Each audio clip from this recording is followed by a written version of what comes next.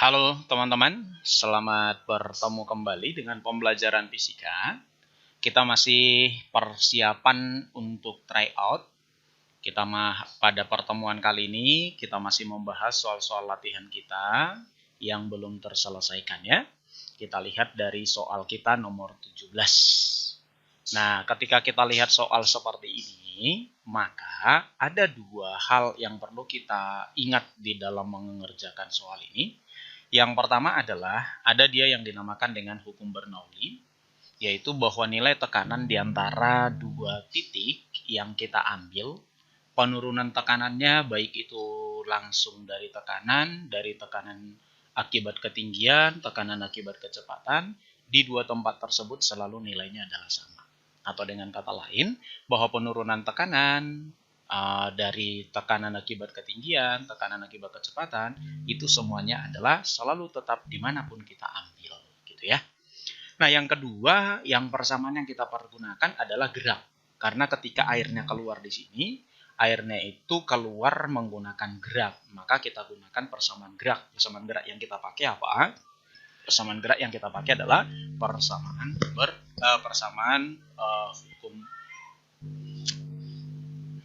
Salah nak, Audi.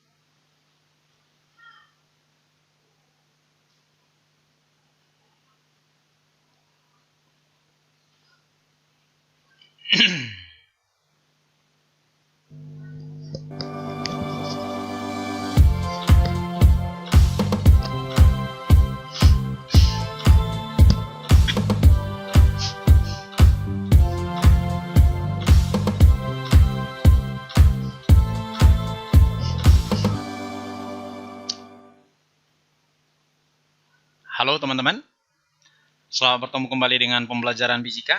Hari ini kita masih membahas soal-soal latihan untuk persiapan kita menghadapi tryout ya.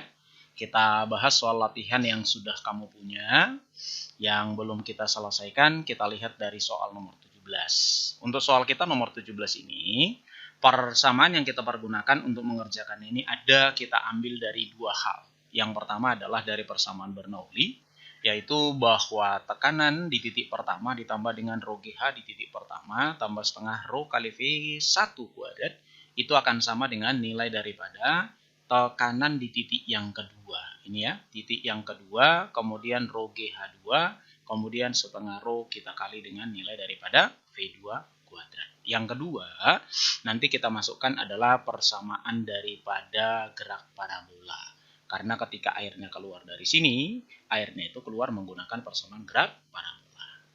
Maka karena ini kita lihat dia titik 1 dan titik 2, di sini kita ambillah titik satunya itu adalah permukaan airnya. Jadi permukaan air yang di sini, ini kita ambil titik 1. Lalu titik yang keduanya itu kita ambil adalah tempat airnya ini keluar.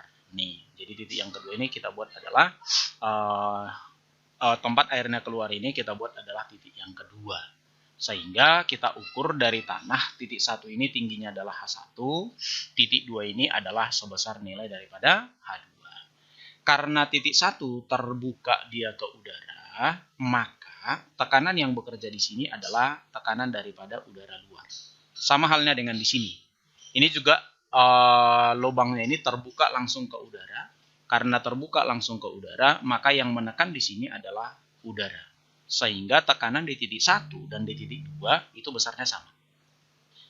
Karena sama besarnya tekanan di titik 1 dan di titik 2, sehingga dari persamaan Bernoulli ini bisa kita coret antara nilai P1 dan nilai P2-nya. Ini bisa kita coret ya. Nah, setelah kita coret ini, maka perhatikan ruas kiri dan ruas kanan semuanya itu memiliki nilai daripada massa jenis. Karena semua punya massa jenis, maka massa jenisnya ini kita coret langsung ya. Jadi ini kita coret massa jenisnya, yang ini juga kita coret, ini kita coret, ini kita coret, sama-sama kita bagi rho ya. Nah, setelah itu tinggal kita masukkan angkanya. Nah, angkanya itu apa? Di sini kan ada G. G itu seperti yang sudah kita tahu, itu adalah percepatan gravitasi. Nilainya adalah 10.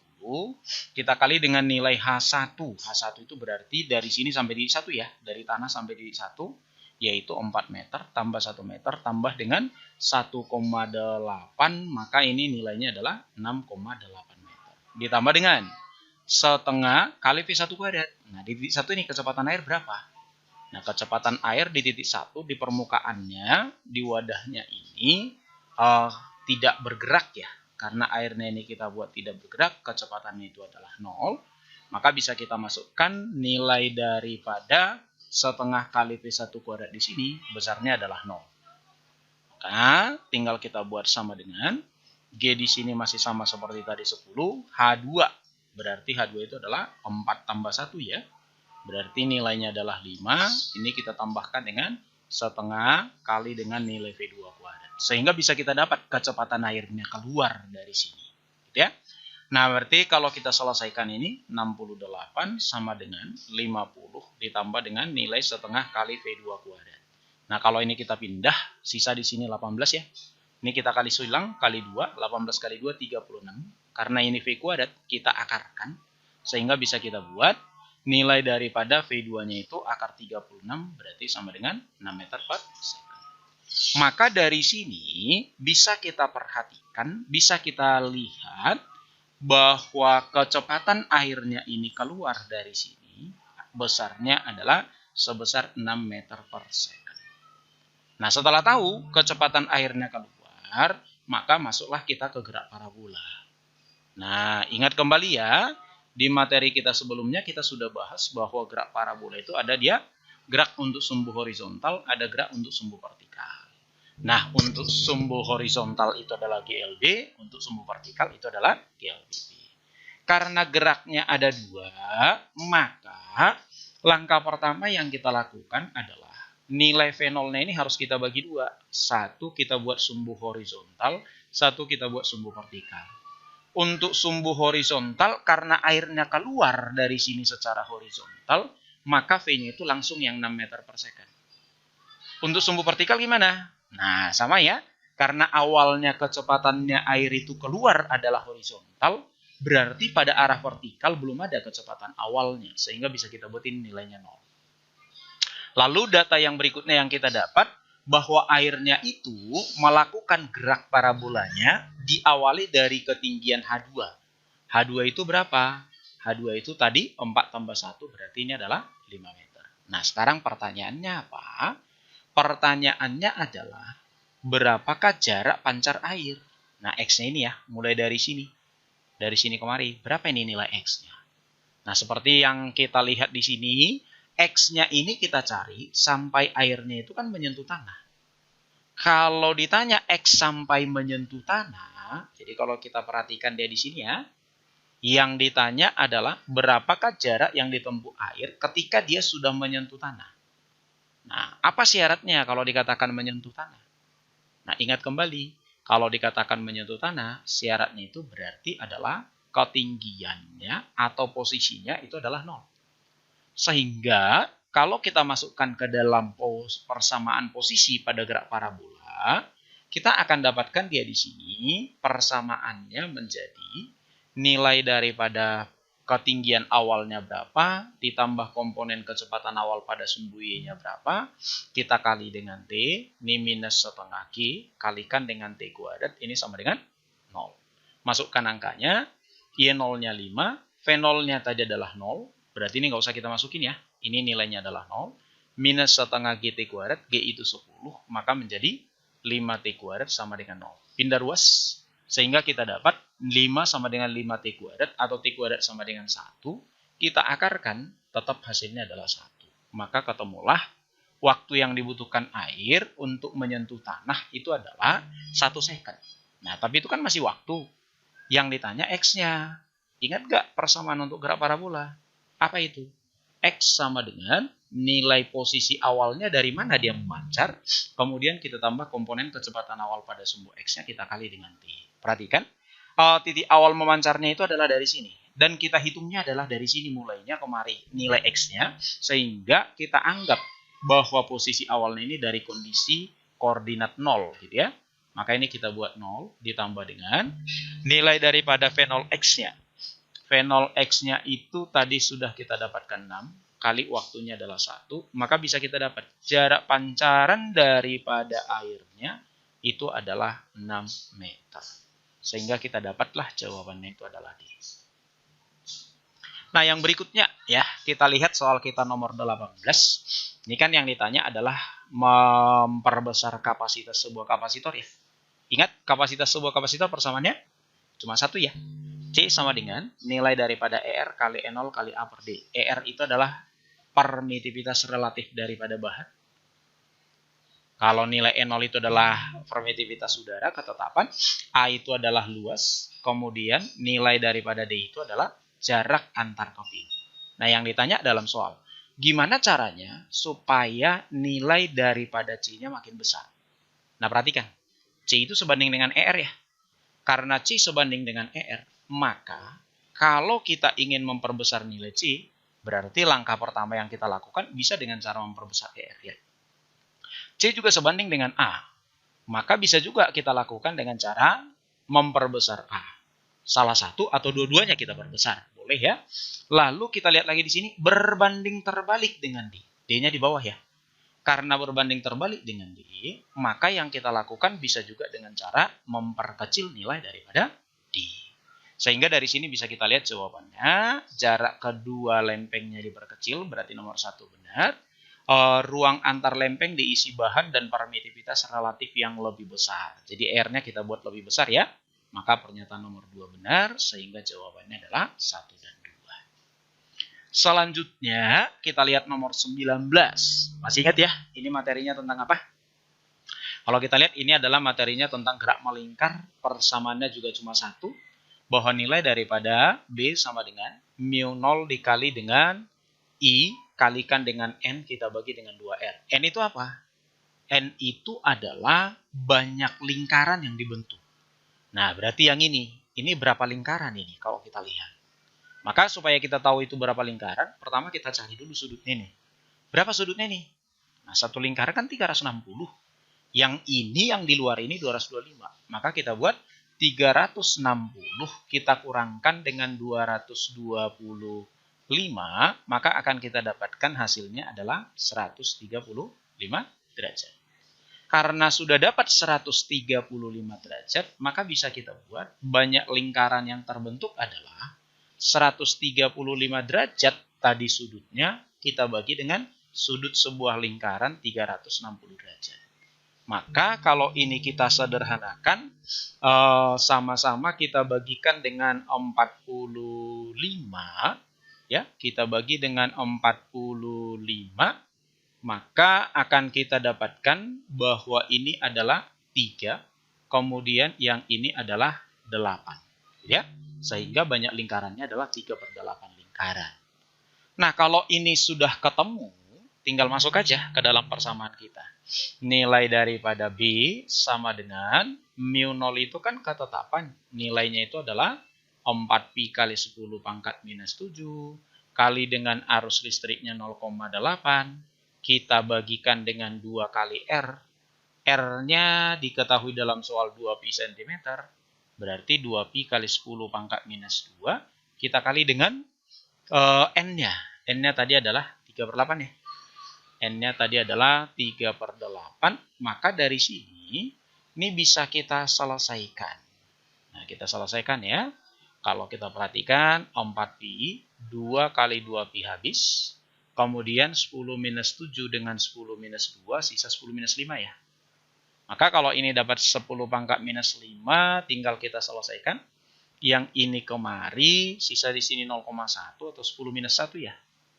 Berarti kalau ini 10 minus 1, hasilnya tinggal 3 dikali 10 pangkat minus 6 Tesla. Nah, diminta dalam mikro itu kan 10 pangkat minus 6 ya.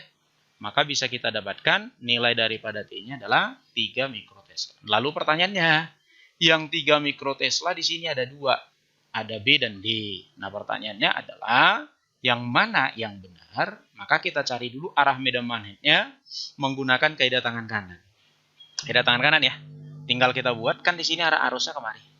Nah, genggam kawatnya, maka lihat arah putaran daripada 4 jari. Nih, putaran 4 jari, berarti gini ya.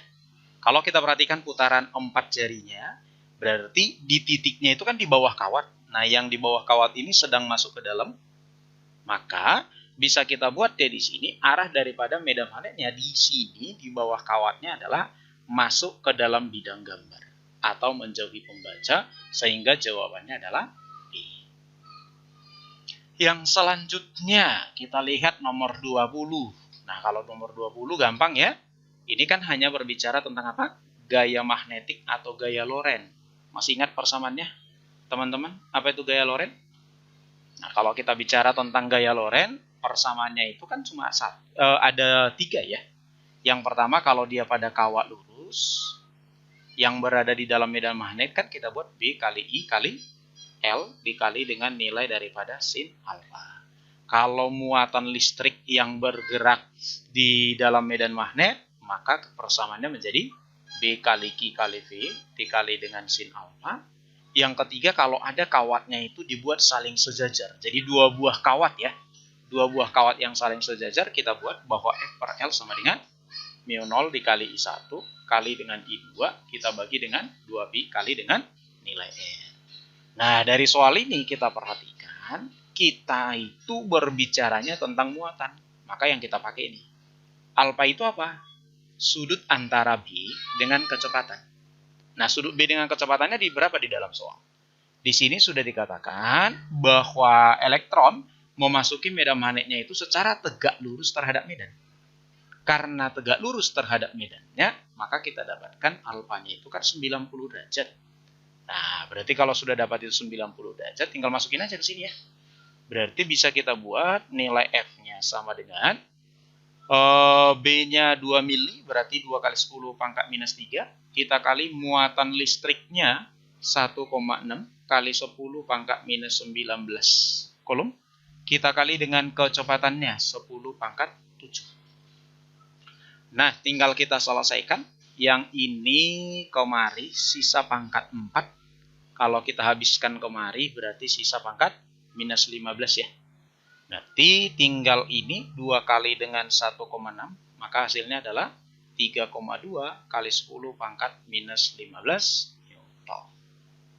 Selanjutnya teman-teman kita lihat nomor 21. Untuk nomor 21 ini berbicara tentang berat ya. Apa itu berat? Kalau kita berbicara tentang berat, berat itu apa sih sebenarnya? Definisi sebenarnya. Nah, definisi berat itu sebenarnya adalah gaya tarik-menarik antara benda yang besar terhadap benda di sekitarnya. Contohnya benda yang besar itu apa? Yang jadi jauh lebih besar dari benda di sekitarnya. Contohnya apa? Contohnya misalnya berat sebuah benda, katakanlah berat batu di permukaan bumi misalnya. Berarti itu artinya apa? Gaya tarik-menarik antara bumi dengan batu itu. Jadi kalau kita gambarkan, berat itu artinya gaya tarik-menarik antara benda yang besar, atau katakanlah kata gampangnya tarik-menarik antara planet dengan benda yang di sekitarnya. Misalnya ini benda di sekitarnya. Gitu ya. Misalkanlah planet ini masanya adalah M. Benda ini masanya adalah M kecil gitu ya. Lalu kita buat dia di sini jari-jari daripada planet ini, kita misalkan dia itu adalah R. Nah, misalkan R ya. Jari-jari benda yang kecil ini misalkan adalah R kecil. Lalu kalau kita bicara tentang berat itu gaya tarik-menarik antara 2 buah benda yang sangat besar dengan yang sangat kecil, atau dengan benda yang di sekitarnya. Masih ingat nggak apa rumus gaya tarik-menarik antara 2 buah benda? Ini bisa kita lihat dari hukum gravitasi Newton ya. Nah, kalau kita berbicara tentang hukum gravitasi Newton, persamaannya kan cuma satu. Apa itu? Bahwa gaya tarik-menarik antara 2 buah benda itu sama dengan konstanta gravitasi dikali dengan massa benda yang pertama kali massa benda yang kedua, kita bagi dengan kuadrat jarak dari pusat massa kedua benda. Jadi jaraknya itu kita hitung adalah dari pusat massa ya. Jadi dari tengah sini ke tengah sini. Ini yang dinamakan dengan R.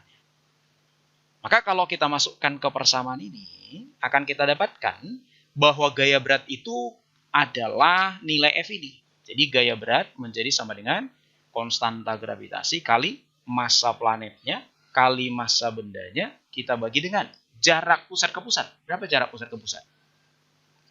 Jarak pusat ke pusat seharusnya ini adalah R kita tambah dengan R. Tetapi karena R itu jauh lebih besar dibandingkan dengan R kecil, dengan jari-jari benda yang kecil ini, maka penjumlahan antara R besar dengan R kecil ini kita anggap bahwa R kecil ini tidak pengaruh, ya, tidak ada pengaruhnya terhadap yang dinamakan dengan R besarnya. Karena tidak pengaruh, maka kita anggap bahwa R tambah R ini hasilnya itu adalah sebesar nilai daripada R. Nah, karena hasilnya sebesar dengan jari-jari daripada planet, maka tinggal kita buat aja. Ini menjadi jari-jari daripada planetnya. Sehingga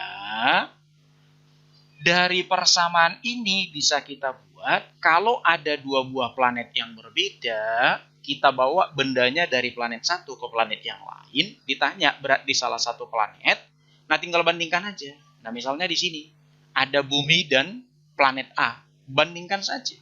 Maka kita buat, bandingkan berat di planet berbanding dengan berat di bendanya di bumi sama dengan konstanta gravitasi kali, ini kan massa planetnya. Planetnya tadi apa? Planetnya itu tadi adalah planet A, ya. Maka kita buat massa planet A kali ini massa bendanya.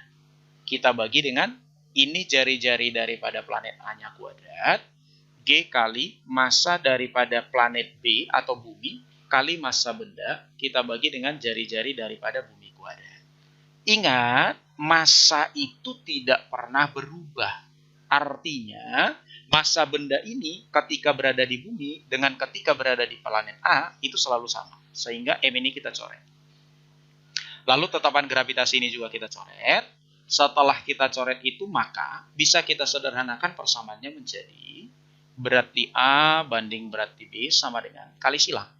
Maka ini menjadi MA per MB kita kali dengan nilai daripada RB per nilai RA pangkat 2. Nah, tinggal masukkan aja angkanya. Berarti bisa kita masukkan berat di planet A sudah diketahui 100. Berat di planet A itu yang mau kita cari. Kita bagi dengan berat di bumi sudah diketahui 100 sama dengan massanya planet A itu adalah 0,5 M. Sementara massanya planet B itu adalah bumi, massanya adalah M. Jari-jari buminya adalah R, jari-jari planet A-nya itu adalah 2R. Ini kita kuadratkan. Tinggal kita sederhanakan ya. Maka kalau kita sederhanakan, M dengan M habis, R dengan R habis. Maka ini kalau kita kuadratkan 1/4, ini kan jadi setengah ya. Berarti setengah kali 1/4 jadi 1/8. Kita dapatlah beratnya di planet A sama dengan 100 kita bagikan dengan 8. Atau kalau kita hitung, ini menjadi sama dengan 12,5 Newton. Sehingga jawabannya adalah A. Yang berikutnya kita lihat teman-teman yang nomor 22. Yang ditanya di dalam soal adalah, berapakah F yang kita berikan? Ini ya. Jadi berapa nilai F ini supaya bendanya itu tepat akan bergerak. Nah, di sini kata kuncinya, tepat akan bergerak ya. Kalau dinamakan tepat akan bergerak berarti belum bergerak. Karena belum bergerak, maka kita pakai rumusnya itu adalah sigma F sama dengan 0. Sebelum kita masukkan ke dalam sigma F sama dengan 0, yang pertama yang kita lakukan adalah gambar dulu semua yang bekerja. Apakah yang bekerjanya? Nah, yang pertama kita lihat dia di sini adalah si F ini dulu deh. Si F-nya ini kita bagi 2. Satu kita buat menjadi sumbu horizontal, kita proyeksikan ke horizontal, lalu yang kedua kita proyeksikan dia ke vertikal, ya. Nah, kalau kita proyeksikan dia ke horizontal, perhatikan ini di samping sudut. Karena di samping sudut, maka ini pakai cos ya. Nah, yang ini nanti berarti menjadi nilai F kita kali dengan cos alfa, sementara yang FY ini di depan sudut, maka ini nanti menjadi F sin alfa. Lalu apalagi gaya yang bekerjanya? Gaya yang bekerjanya di sini adalah ada 3 lagi yang perlu kita ingat. Apa itu? Yang pertama adalah ada berat. Beratnya ini berat apa? Karena di dalam soal diminta dia di sini adalah supaya semua benda dimasukkan, berarti beratnya ini harus berat semuanya. Berat semuanya berapa? Nih kita jumlahkan ya. Ini kemari 1,7, kemari berarti 3,2, kemari berarti 4,4, ditambah dengan massa keranjangnya 0,6, berarti 5 ya. Itu 5 kilo, masih belum berat. Berat itu kan M kali G. Nah, karena berat itu M kali G, maka bisa kita buat W-nya sama dengan M kali G, M-nya tadi 6, kali G-nya 10, maka beratnya 60 Newton. Lalu apa lagi? Bidangnya kasar, maka ada gaya gesek yang arahnya itu adalah menghambat geraknya, karena ditariknya ke kanan, berarti gaya geseknya itu adalah ke kiri. Lalu di sini ada gaya normal. Nah, setelah kita gambar semua gayanya, lalu yang berikutnya yang kita lakukan adalah kita masukkan ke dalam rumus kita ini tadi, sigma F sama dengan 0, kita ambil untuk masing-masing sumbu. Misalnya kita ambil dulu untuk sumbu horizontal ya. Kalau kita lihat untuk sumbu horizontal, berarti di sini cuma ada dua gaya. Apa itu? Nilai daripada fx-nya tadi, f cos alpha dikurang dengan gaya gesek ini sama dengan 0. Maka kalau kita pindah ruas, ini kita dapatkan f cos alpha sama dengan gaya gesek. Gaya gesek itu apa rumusnya? Nah, kita kembali ingat ya, di kelas 10 kita sudah belajar bahwa gaya gesek itu rumusnya adalah nilai daripada nih ya, gaya gesek itu adalah koefisien gesek kita kali dengan gaya normal. Karena gaya gesek adalah koefisien dikali dengan gaya normal, maka kalau kita masukkan angkanya dari sini, angka cosnya dulu ya, f cos alpha. Berapa cos alfanya? Nih perhatikan baik-baik. Tan alfanya kan 4/3. Maka kalau kita buat nih segitiga siku-siku di sini, ini alfa. Tan itu kan depan per samping. Maka ini 4, ini 3. Maka dari Pitagorasnya ini kita dapat 5 ya. Dari sini sehingga kita dapat sin itu adalah depan per miring. Angkanya berarti 4/5. Cos alfa itu adalah samping per miring. Maka ini hasilnya adalah 3/5. Sehingga kalau kita masukkan ke sini, kita akan dapat cosnya itu tadi 3/5. Berarti ini menjadi 3/5 kali dengan F. Ini sama dengan koefisien gesek kali dengan gaya normal. Koefisien geseknya tadi sudah ada ya. Karena koefisien geseknya sudah ada, kita masukkan aja langsung. Berarti kalau kita masukkan nilai daripada koefisien geseknya sebesar 0,5, atau kita buat dalam pecahan ini adalah setengah, maka akan kita dapat dari sini persamaannya bahwa nilai daripada N itu sama dengan, nih kita kali silang ya, sama dengan 6/5 kita kali dengan F. Ini kita ambil satu persamaan. Lalu yang kedua kita ambil dari sumbu vertikalnya. Nah, dari sumbu vertikal sigma F sama dengan 0. Di sumbu vertikal berarti kita lihat di sini gayanya ada 3 ya. Satu gaya normal, satu gaya berat, satu dia itu Fy. Maka karena sigma Fy sama dengan 0, tinggal kita buat N, kita tambah dengan nilai Fy, dikurang dengan beratnya, ini sama dengan 0. Masukkan angkanya yuk. Berarti ini bisa kita buat N ditambah dengan Fy. Fy itu apa? Fy itu tadi adalah F kita kali dengan sin alfa. Sama dengan berat. Berat tadi sudah tahu nilainya adalah 60. Oke, kita masukkan sin itu tadi 4/5. Sehingga bisa kita buat menjadi N tambah 4/5 dikali dengan F. Ini sama dengan 60. Kita buat ini persamaan kedua. Nah, setelah dapat persamaan kedua, tinggal substitusi ya. Maka kalau kita substitusikan persamaan 1 ke persamaan 2, kita dapatkanlah di sini menjadi 6/5F, kita tambah dengan 4/5F, ini sama dengan 60. Ya.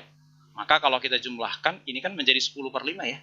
10/5 berarti ini menjadi 2F sama dengan 60.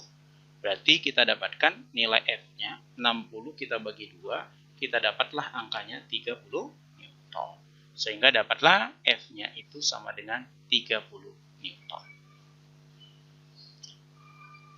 Gitu ya.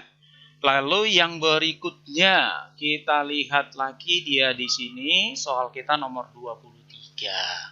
Nah, yang ditanya nih kata kuncinya di sini. Jika gaya gesek diabaikan, maka ketinggian yang dicapai benda berapa? Nah, di sini ya. ketika kita berbicara gaya geseknya tidak ada dan bendanya itu berpindah tempat, gitu ya. Jadi gaya geseknya nggak ada, tapi bendanya itu berpindah, maka persamaan yang kita pakai di sini adalah energi mekanik. Nah, kita pakai energi mekanik. Apa itu? Bahwa energi mekanik itu sifatnya kekal, sehingga kalau kita buat di sini titik ketika awalnya bergerak adalah titik 1, lalu setelah sampai di titik puncak itu kita buat adalah titik 2, maka energi mekanik di titik 1 harus sama dengan energi mekanik di titik 2. Nah, pertanyaannya, energi mekanik itu apa? Masih ingat ya? Kalau kita lihat yang dinamakan dengan energi mekanik itu adalah penjumlahan antara energi kinetik ditambah dengan energi potensial. Lalu pertanyaan, EK itu apa? Nah, EK masih seperti biasa ya. EK itu adalah energi akibat daripada kecepatan yang kita buat dengan persamaan setengah mv kuadrat. Lalu yang kedua, EP itu apa? Nah, EP di sini ada dia itu dua yang mau kita perhatikan. Yang pertama, ada bisa akibat ketinggian sehingga persamaannya kita buat M kali Q kali H. Yang kedua, ada energi potensial akibat elastisitas. Akibat keelastisan daripada sebuah benda. Yang kita buat persamaannya adalah setengah K, konstanta getarnya, kita kali dengan nilai daripada delta X kuadrat. Delta X kuadrat itu apa? Delta X itu adalah perubahan panjang daripada elastisitasnya. Atau misalnya bendanya itu adalah pegas. Perubahan panjang pegasnya berapa? Nah, pertanyaannya, energi potensial yang kita pakai yang mana di dalam energi mekanik ini? Ya, tergantung keadaan. Bisa dia itu yang ada hanya salah satu, bisa yang ada adalah dua-duanya. Jadi bisa sudah ada EP-nya akibat pegas, ada juga EP-nya itu akibat ketinggian. Nah, contoh kita lihat di soal ya. Nah, kalau kita lihat di dalam soal nih, kita masukkan ke sini tadi ya. Energi mekanik di titik 1 sama dengan energi mekanik di titik 2 gitu ya. Energi mekanik itu tadi adalah EK tambah EP. Maka kita buat EK di titik 1 ditambah dengan EP di titik 1 sama dengan EK di titik 2 kita tambah dengan EP di titik 2. Nah, pertanyaan, EK-nya di titik 1 berapa? Nah, di sini yang perlu kita pahami yuk. Ketika bebannya itu ditekan pada pegas, sudah bergerak belum bendanya? Jawabannya pasti belum. Jadi masih ditekankan ya. Jadi sesaat sebelum dilepas, sudah bergerak belum? Belum. Karena belum bergerak, maka kecepatannya itu 0, sehingga EK-nya 0. Karena nilai EK-nya 0, tinggal kita lihat yang kedua adalah EP-nya. EP-nya berapa? Nah, EP yang kita pakai yang mana? Karena titik 1 ini di bawah, maka EP akibat ketinggian nggak ada. Yang ada apa? Yang ada itu adalah EP-nya akibat pegas, karena dia ditekankan pada pegas. Sehingga EP-nya di sini kita pakai persamaannya setengah K kali delta X kuadrat. Lalu setelah sampai di titik 2, apa yang terjadi? Di titik 2 perhatikan, ini katanya berbicara ketinggian maksimum. Karena ini tinggi maksimum, maka ingat tinggi maksimum hanya akan dicapai ketika bendanya itu tidak bisa lagi naik. Tidak bisa naik itu artinya apa? Ketika kecepatannya itu sudah habis. Gitu ya. Maka karena kecepatannya sudah tidak ada, berarti EK di sini juga 0. Lalu di titik 2, EP yang ada EP apa? Yang ada, lihat di sini, hanya ketinggian yang ada. Pegas sudah tidak ada. Karena tidak ada pegas, maka kita pakai di sini EP-nya hanya akibat ketinggian. Menjadi MGH. Nah, tinggal masukkan aja angkanya. Berarti kalau kita masukkan angkanya setengah, K-nya itu adalah 200, kita kali delta X-nya, pegasnya ketekan 10 cm atau 10 minus 1 meter, kita kuadratkan jadi 10 minus 2, sama dengan massa bendanya yang ditekan ke pegas adalah 2 kg, G-nya 10, hanya ini adalah tinggi maksimum yang bisa dicapai. Nah, dari sini bisa kita selesaikan persamaannya ya. Ini 100-nya kemari habis. Lalu 2-nya itu kemari habis. Sisalah di sini kita dapatkan H maksimumnya berarti sama dengan 1/20 meter. Nah, kita ganti ke cm ya. Berarti kalau kita ganti ke cm, ini kita kali dengan 100. Maka kita dapatlah di sini tinggi maksimum yang dicapai oleh benda itu sama dengan 5 cm. Maka jawabannya adalah A. Oke, kita lanjut dengan yang berikutnya, nomor 24 ya. Yang ditanya di dalam soal kita adalah mengenai besar kalor konduksi pada benda. Masih ingat ya?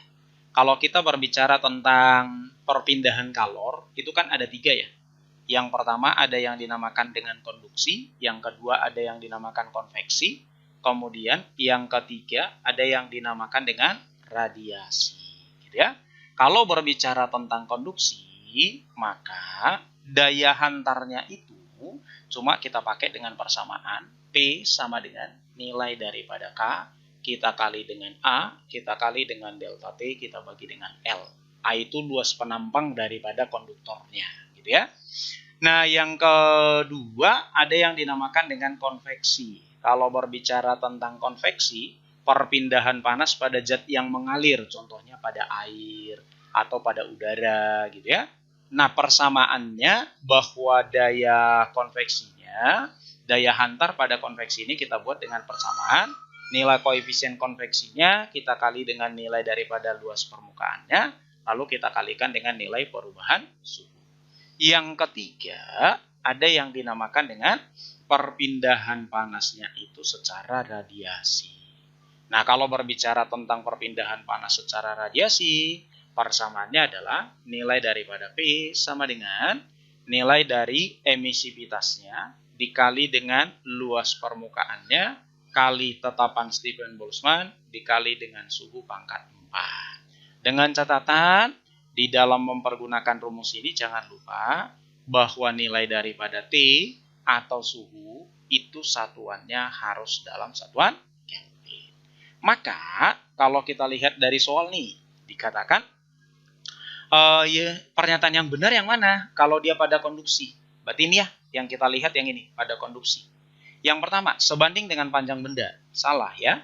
Kenapa salah? Karena L ini kan di bawah. Berarti berbanding terbalik dengan L. Sebanding dengan luas penampang benda. Ini benar di atas ya. Berbanding terbalik dengan beda suhu pada kedua sisi. Nah, beda suhunya kan di atas. Berarti bukan berbanding terbalik, tapi sebanding. Ini salah. Yang nomor 4, sebanding dengan konduktivitas termal. Konduktivitas termal itu K ya. Sebanding dengan K, benar. Sebanding dengan waktu pemanasan. Oh, nih waktu. Ada hubungannya enggak? Nah, yang kita ditanya di sini kalornya ya.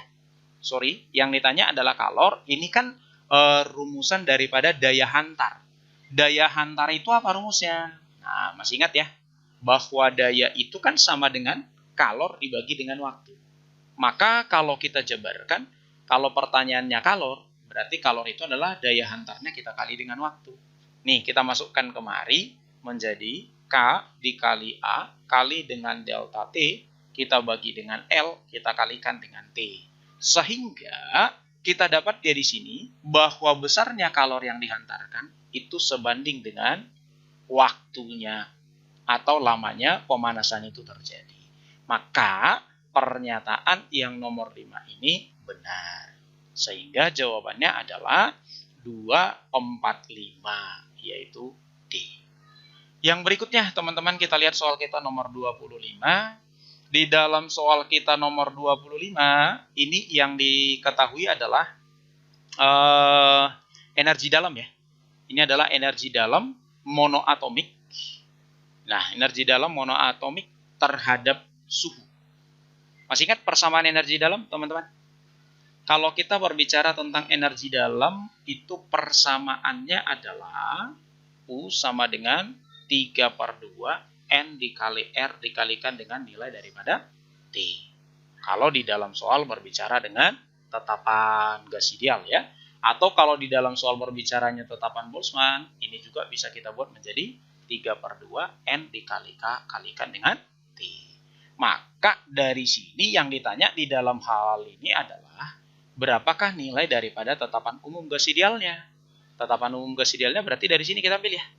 Nilai daripada R-nya berarti itu menjadi sama dengan 2 dikali dengan U, kita bagi dengan nilai daripada 3N, kita kali dengan T.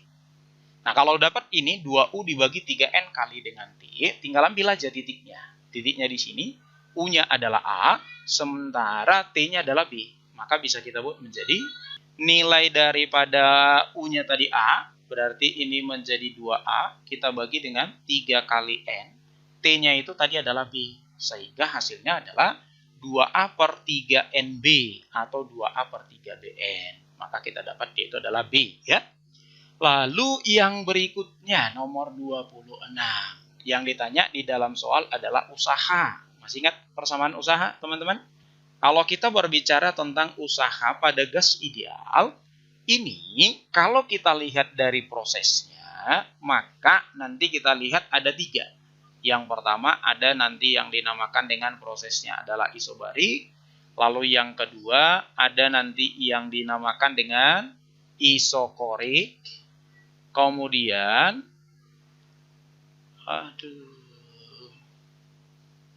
kenapa jadi kacau?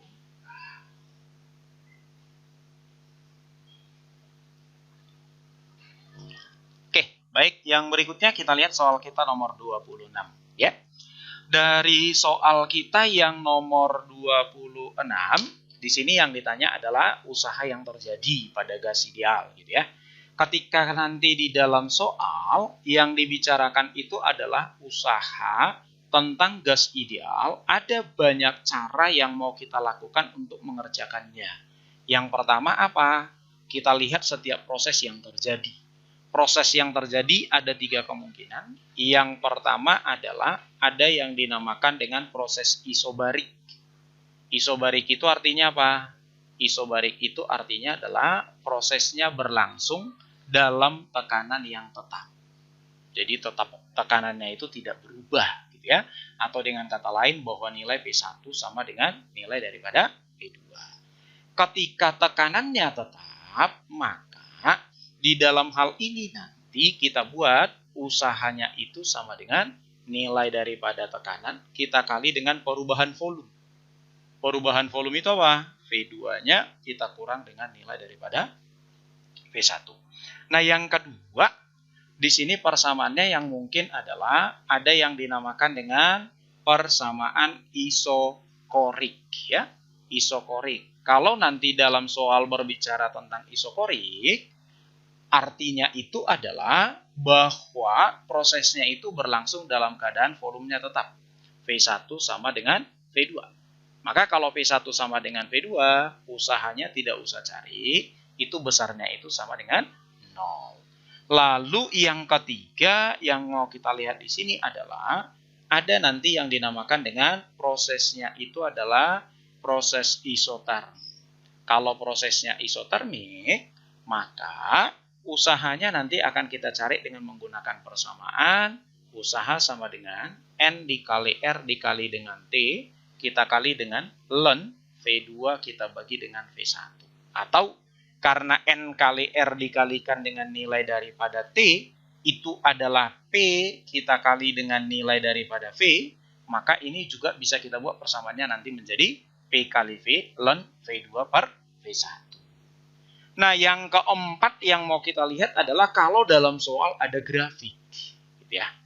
Kalau di dalam soal nanti dia itu ada grafik antara tekanan dan volume, ditanya misalnya di dalam soal berapakah nilai daripada usahanya, maka cara nyari usahanya sangat gampang. Tinggal kita cari aja luas daripada grafiknya. Contoh, kita lihat soal kita di sini.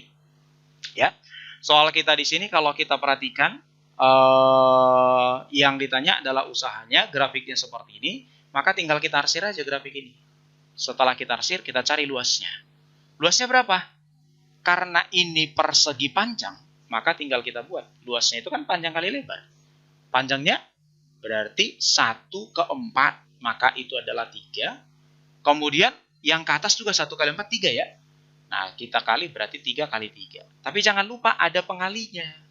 Pengalinya apa? Di sini ada 10 pangkat minus 3, di sini ada 10 pangkat 5.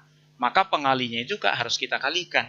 Maka ini kita buat menjadi kali 10 pangkat 5, lalu kita kalikan dengan 10 pangkat minus 3. Nah, Berarti kalau ini kita kali 10 pangkat 5 dikali 10 minus 3 itu hasilnya 10 pangkat 2. Maka 3 kali 3 adalah 9, kali 10 pangkat 2, maka kita dapatkan lah ini hasilnya adalah 900 Joule. Nah, lalu pertanyaannya di dalam hal ini adalah usaha yang kita peroleh ini, usahanya itu dilakukan oleh sistem atau dilakukan pada sistem. Nah, gitu. Dari mana kita tahu? Usaha bisa kita lihat ada dua kemungkinan. Yang pertama bisa kita buat hasilnya itu adalah bertanda positif. Yang kedua adalah bertanda negatif. Bertanda positif itu artinya adalah usahanya dilakukan oleh sistem. Sedangkan bertanda minus itu artinya adalah di usaha itu dilakukan pada sistem. Kalau dilakukan pada sistem, berarti apa yang melakukan? Yang melakukan itu adalah lingkungan. Jadi kalau yang melakukan lingkungan artinya adalah sistemnya itu hanya menerima kerjanya, datang dari lingkungannya atau dari tempat sekitarnya. Gitu ya. Itu. Nah, pertanyaannya itu adalah dari mana kita tahu usahanya positif atau negatif? Nah, caranya gampang. Ini bisa kita lihat dari usahanya itu akan bertanda positif jika V2-nya itu lebih besar daripada V1. Jadi volume akhirnya lebih besar daripada volume pertamanya. Bertanda minus itu terjadi jika sebaliknya, volume yang kedua lebih kecil daripada volume yang pertama. Lalu kalau grafik gimana? Nah, kalau grafik, cara gampangnya itu adalah lihat aja arah putaran siklusnya. Gitu ya. Kalau putaran siklusnya itu searah putaran jarum jam, maka itu artinya kita ambil usahanya itu adalah yang bertanda positif. Berarti usaha dilakukan oleh sistem. Tetapi ketika kita lihat arah siklusnya berlawanan putaran jarum jam, maka itu artinya adalah usahanya bertanda minus. Bertanda minus berarti tadi usaha dilakukan pada sistem. Maka kita lihat yuk. Dari soal ini kita lihat siklusnya itu adalah arahnya berlawanan putaran jarum jam. Karena berlawanan putaran jarum jam, maka usahanya ini bertanda minus. Kalau usahanya tadi bertanda minus, itu artinya tadi adalah usaha dilakukan pada sistem. Karena usaha dilakukan pada sistem, berarti sistemnya itu mendapat usaha atau mendapat kerja. Maka jawabannya itu adalah A. Yang berikutnya kita lihat soal kita nomor 27. Ya. Dari soal nomor 27 ini sangat gampang ya. Cuma tinggal kita lihat aja persamaan gelombang berjalan. Cuma ada satu persamaannya, apa itu? Y sama dengan plus minus nilai A kita kali dengan nilai sin. Omega kalikan dengan nilai T plus minus nilai daripada Kx. Kita tambahkan dengan nilai daripada θ0. Atau sudut fase awal. Gitu ya. Nah, di dalam hal ini perhatikan ada dua tanda plus minus. Satu di depan sini, satu dia itu di depan Kx. Yang di depan sini, ini berbicara tentang arah getar. Sementara yang di sini, ini berbicara tentang arah rambat. Nah, kalau kita bicara tentang arah getar, bertanda positif itu artinya apa? Nah, kita lihat ya. Positif itu artinya adalah kalau pertama kali dia itu digetarkannya adalah ke atas. Minus apabila digetarkan pertama kalinya adalah ke bawah. Lalu yang arah rambat gimana? Nah, kalau kita berbicara tentang arah rambat, yang bertanda plus itu artinya adalah ketika gelombangnya itu merambat ke kiri. Bertanda minus itu artinya ketika gelombangnya itu merambatnya ke kanan. Jadi kebalik ya. Kalau di sini sama, yang positif ke atas, negatif ke bawah. Kalau di sini kebalik. Yang positif itu justru kalau arah rambatnya itu adalah ke kiri, negatif kalau dia arah rambatnya ke kanan. Lalu kita lihat dia besaran-besaran yang ada di sini. Di sini ada A itu amplitudo, omega itu adalah frekuensi sudut yang bisa kita jabarkan dengan persamaan 2pi kita kali dengan F. Lalu di sini ada K itu bilangan gelombang yang persamaannya itu adalah kita dapat dari 2pi kita bagi dengan panjang gelombang. Lalu dari ini, dari omega dan K ini bisa kita dapatkan satu besaran yang dinamakan dengan nilai daripada cepat rambat, atau yang kita lambangkan dengan nilai V. Nah, kalau di dalam soal pertanyaannya cepat rambat, ini sangat gampang. Tinggal kita buat aja V sama dengan, bagikan aja langsung. Nilai omega kita bagi dengan K. Atau kalau kita jabarkan, yuk, omeganya kan 2πf. K-nya 2pi per lambda. 2πf dibagi dengan 2pi per lambda. Maka bisa kita buat V-nya itu sama dengan lambda kali frekuensi. Nah, kita lihat soalnya yuk. Dari soal kita perhatikan dia di sini. Kalau kita masukkan ke bentuk umumnya, kita dapatkan berarti nilai amplitudonya 0,2, kemudian omeganya adalah 4pi, lalu nilai daripada K-nya adalah pi. Yang ditanya, pernyataan nomor 1, amplitudonya adalah 20 cm, benar nggak? Nih, perhatikan X dan Y dalam meter. Karena X dan Y dalam meter, maka yang dari sini kita dapat bahwa amplitudonya itu adalah 0,2 meter. Maka kalau kita ubah ke cm, besarnya 20 cm, maka ini benar ya. Cepat rambat gelombang. Nah, seperti tadi, cepat rambat itu adalah omega kita bagikan dengan K. Omeganya tadi sudah ada kan 4pi, kemudian K-nya sudah ada pi. Maka ini kalau kita bagi hasilnya adalah 4. Karena X dan Y dalam meter, maka ini menjadi meter per second. Maka nomor 2 ini benar. Lalu pernyataan nomor 3. Saat T sama dengan 0, simpangannya berapa? Nah, tinggal masukin aja yuk. Masukkan nilai daripada T-nya sama dengan 0. Ya. Berarti kalau kita masukkan nilai daripada T sama dengan 0, yang menjadi pertanyaan adalah X-nya berapa? Jadi pada saat T sama dengan 0, nilai X-nya berapa dulu? Kan X-nya nggak diketahui ya. Karena X-nya belum diketahui, kalau kita masukkan kemari T, maka belum bisa menghasilkan karena masih ada variabel X. Sehingga pernyataan nomor 3 ini ya tidak bisa langsung kita cari. Maka pernyataannya ini salah. Pernyataan yang nomor 4, gelombang merambat ke kanan, benar nggak?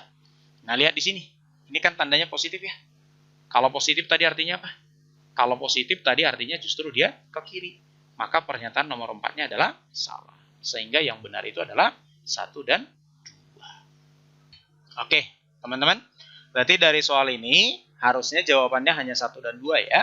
Karena pernyataan yang nomor 3 ini tadi tidak bisa kita pastikan jawabannya karena di dalam soal tidak diinfokan nilai X-nya itu X yang berapa nilainya gitu ya.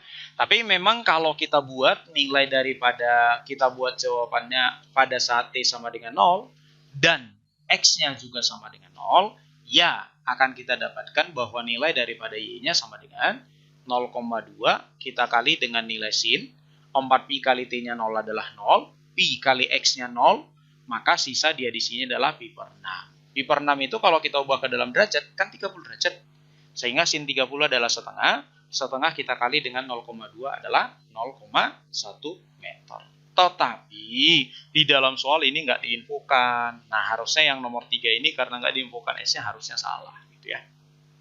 Atau mungkin ini kekurangan dalam pengetikan ya, teman-teman ya. Kekurangan dalam pengetikan harusnya dibuat pada saat T sama dengan 0 dan X sama dengan 0 ya. Yang selanjutnya kita lihat soal kita nomor 28. Perhatikan nomor 28. Yang dibahas adalah GGL induksi. Lihat ada perubahan flux ya. Masih ingat persamaannya teman-teman? Kalau yang berubah adalah flux, persamaannya adalah GGL induksi sama dengan minus N dikali dengan delta flux per delta T. Berapa lama terjadinya gitu ya. Tinggal masukkan aja dalam perhitungan N, minusnya itu nggak usah dipikirin. N-nya adalah 600, kita kali dengan perubahan fluxnya dari 9 ke 4, berarti perubahannya adalah 5 kali 10 pangkat minus 5, dibagi dengan waktunya, selang waktunya adalah 0,015, atau kalau kita buat ke dalam eksponen, 15 kali 10 pangkat minus 3. Tinggal kita selesaikan, maka kita dapatkan yang ini kemari sisa dia 3, lalu 3-nya ini kita bagikan kemari, sisa dia 200. Lalu yang ini kemari, sisa pangkat minus 2. Maka kalau kita kalikan dengan 200, kita akan dapatkan hasilnya adalah 2 volt. Sehingga jawabannya adalah A. Yang berikutnya nomor 29. Masih ingat ya tentang trafo ya teman-teman? Kalau bicara tentang trafo ini, persamaan yang kita pakai cuma ada dua. Yang pertama adalah perbandingan tegangan antara sekunder dengan primer. Itu sama dengan perbandingan jumlah lilitan sekunder dengan primernya. Yang kedua apa? Yang kedua dari efisiensi ya. Bahwa efisiensi daripada rangkaian sama dengan daya keluarannya atau yang kita namakan daya sekunder. Kita bagi dengan daya masukan atau daya primer. Ini kita kali dengan 100%.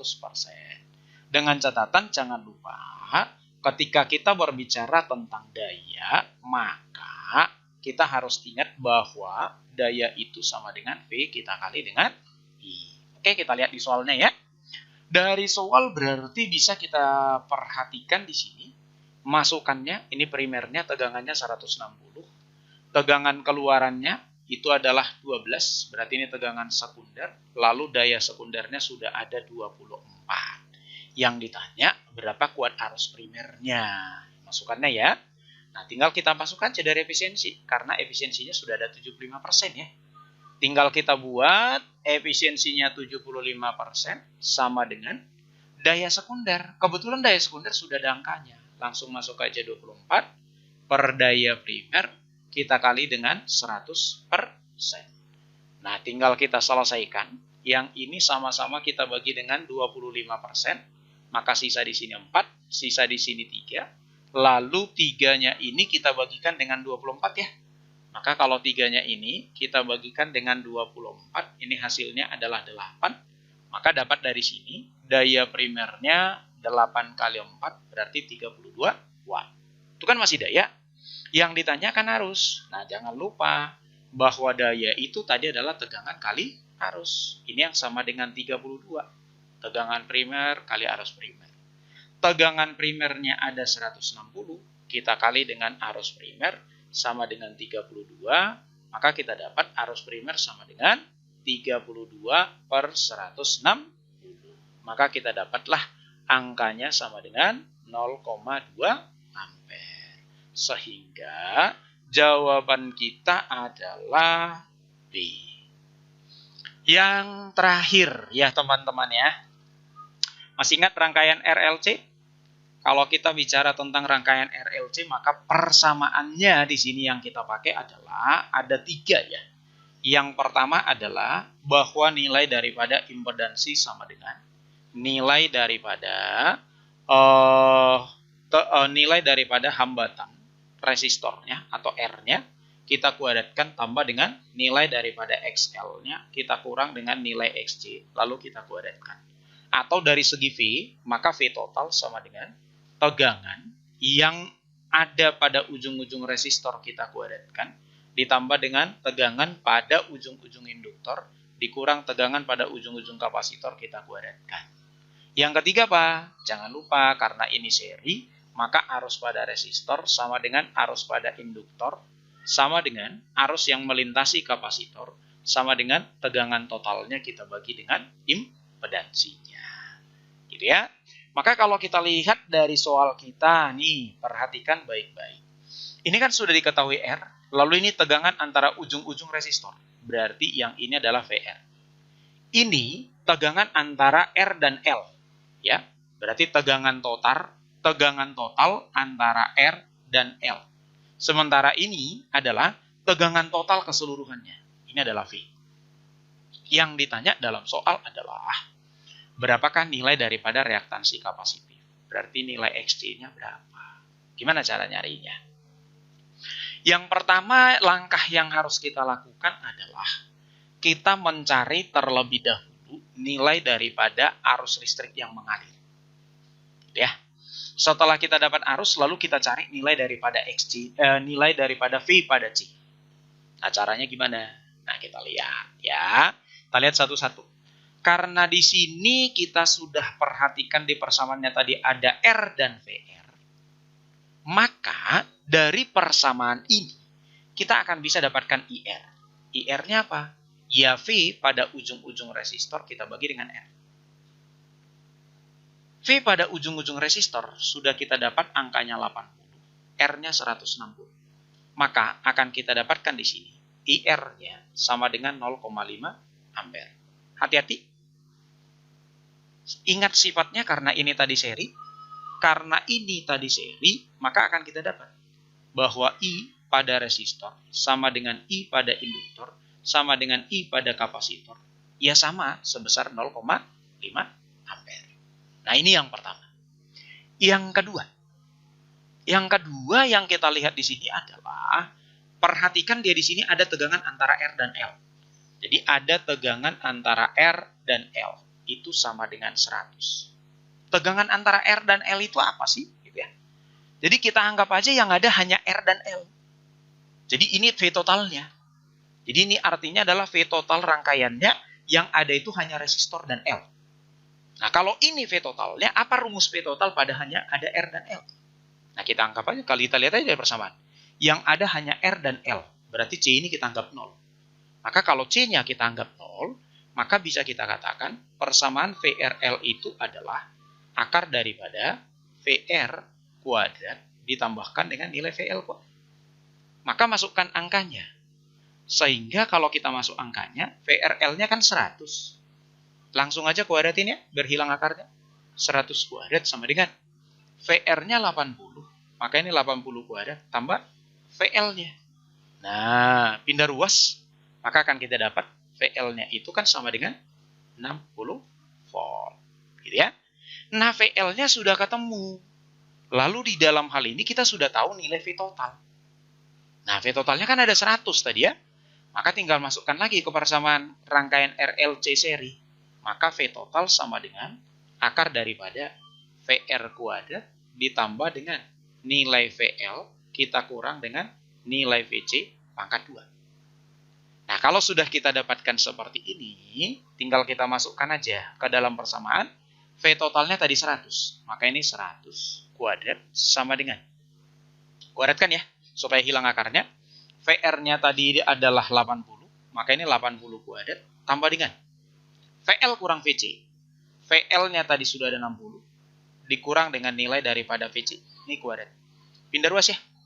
Ini kalau kita pindah ruas, 100 kuadrat dikurang 80 kuadrat sama dengan 60 dikurang dengan VC kuadrat. Nih, kita kuadratkan, berarti 10.000 dikurang dengan 6.400. Maka hasilnya 3.600 ya. 3.600 sama dengan 60 kurang VC kuadrat. Yuk, kita akarin yuk. Maka ini kalau kita akarkan, akar 3.600 berarti kan nilainya kan plus minus 60 ya. Plus minus 60 sama dengan 60 minus VC. Maka VC-nya berapa? Nah, dari sini bisa kita lihat ya. Dari sini bisa kita lihat dua kemungkinan VC-nya. VC-nya sama dengan, ambil aja tandanya positif. Kalau kita ambil positif, maka hasilnya 0. Kalau kita ambil negatif, pindah ruas, maka akan kita dapat VC-nya 120. Yang kita pakai yang mana?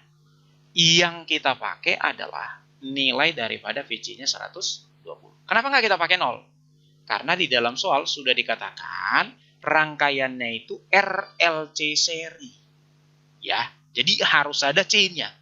Kalau kita buat VC-nya 0, berarti nggak ada C-nya. Gitu ya.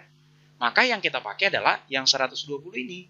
Nah, inilah kita masukkan ke dalam rumus IC-nya. Kan IC-nya sudah ada.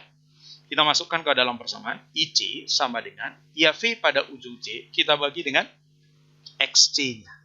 Maka kita dapat XC-nya sama dengan, nilai VC-nya tadi 120, XC-nya 0,5, maka kita dapatlah ini hasilnya adalah 240 ohm. Maka jawabannya adalah B. Nah, inilah latihan soal kita untuk menghadapi soal-soal tryout. Silahkan diulang-ulang. Jika teman-teman masih ada yang belum paham, boleh silahkan di chat ya. Atau silahkan ditulis komentarmu di kolom komentar di bawah ini.